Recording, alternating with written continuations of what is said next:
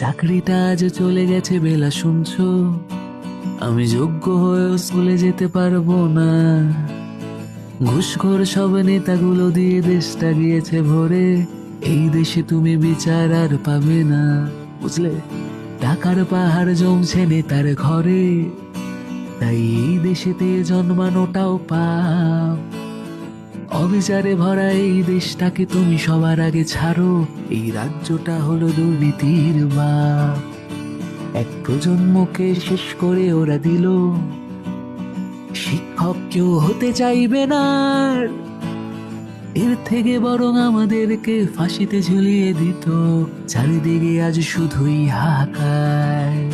এটা কি জীবন নাকি আমাদের নিয়ে খেলা? পারছি না আমি লড়াই করতে আর, তবু হেরে গেলে চলবে না, ছাড়ছি না ছাড়বো না, একজোট হয়ে লড়াই হবে এবার।